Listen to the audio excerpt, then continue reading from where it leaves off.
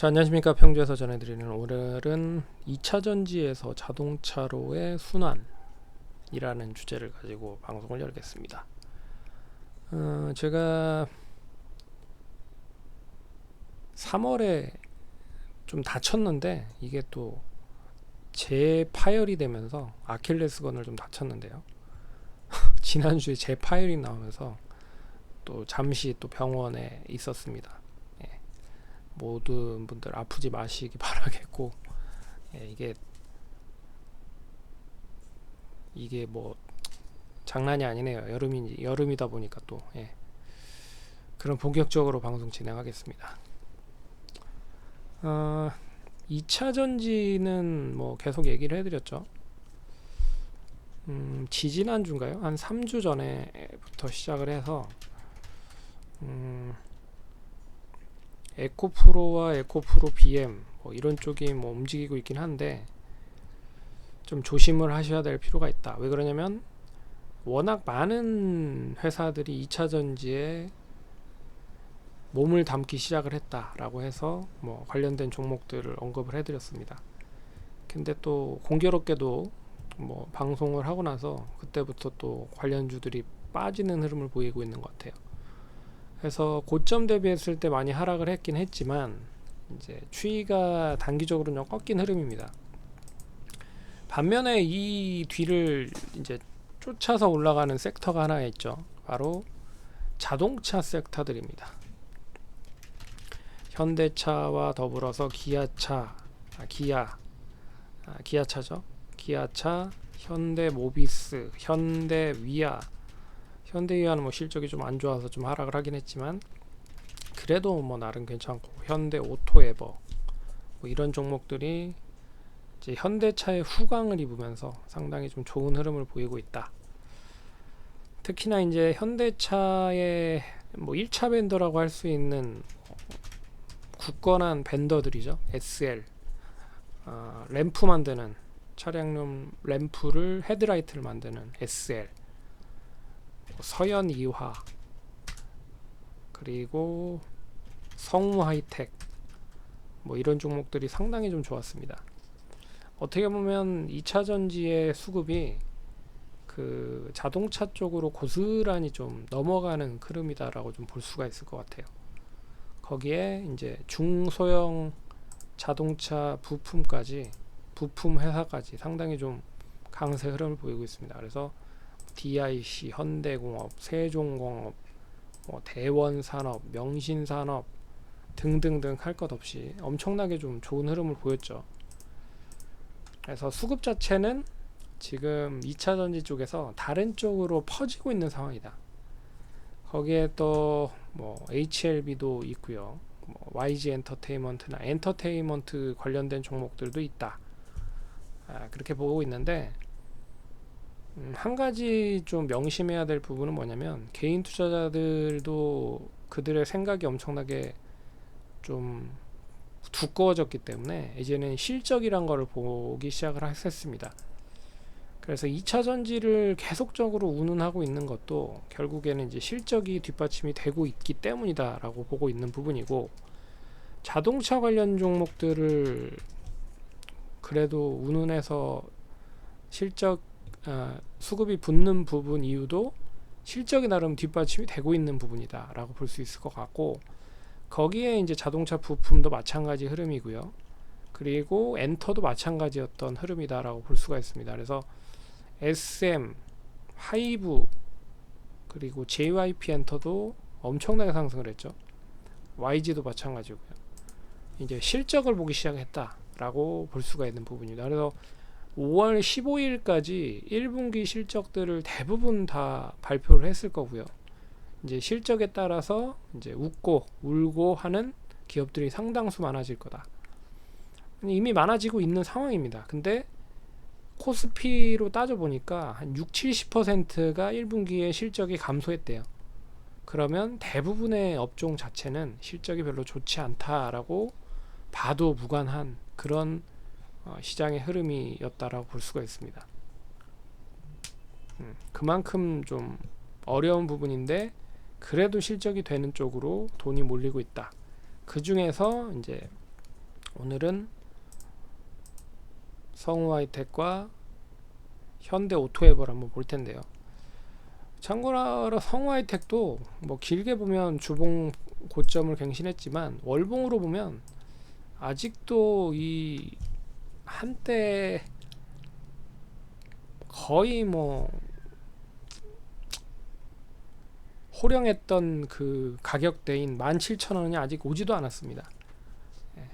이제 10,000원 조금 안착을 한 흐름이죠. 그렇기 때문에 이게 예전에 좀 잘 나갔었던 자동차 부품주들이 잘 나갔었던 흐름이 2010년, 2015년 한 5년간 흐름을 보면 거의 이제 박스권으로 움직였잖아요. 한 가격으로 봤을 때는 한 10,000원에서 17,000원 정도 사이에서 움직였다. 그런 걸로 보면 이제 박스권 하단 부분까지는 뭐 자리를 잘 잡은 흐름이다 라고 보고 있고, 그리고 특히나 이제 현대차와 이제 뗄래야 뗄 수 없는 그런 기업들 중에 가장 뭐 벤더사로 보면 미국이나 멕시코의 공장이 직접적으로 가지고 있느냐, 이게 이제 관전 포인트일 것 같아요. 그래서 성우하이텍도 이제 멕시코 공장 뭐 국내 기업 납품 준비를 하고 있는 상황이고, 그리고 또 멕시코에도 미국에도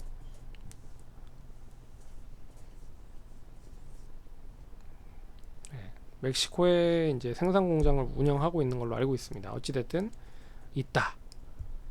그런 부분들이 있기 때문에 결국에는 수혜를 같이 받는 가능성이 높다라고 보고 있는 거죠. 그래서 실적으로만 보면 뭐 말해서 뭐 합니까? 뭐 실적으로 원체 제대로 된 평가를 못 받았었던 게 자동차 부품 업체였잖아요.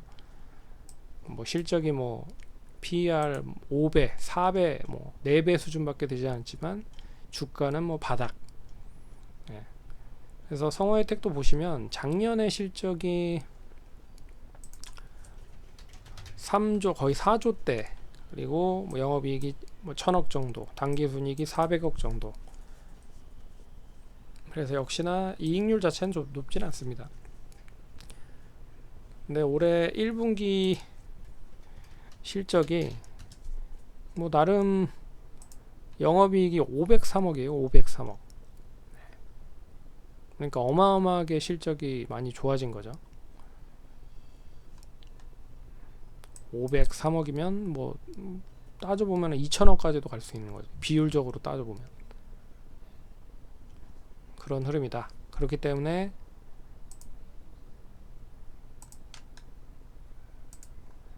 주가는 미리 뭐 올라왔고 이 흐름은 그대로 더 움직일 가능성이 높아졌다. 다만 현대차, 기아차가 어느 정도 이제 상승해서 조정이 나올 겁니다. 그러면 낙수 효과로 중소형주들이 쫙 이제 올라갈 거고, 중소형주들이 어느 정도 쫙 올라가면 또 다른 섹터를 찾을 거라는 거죠.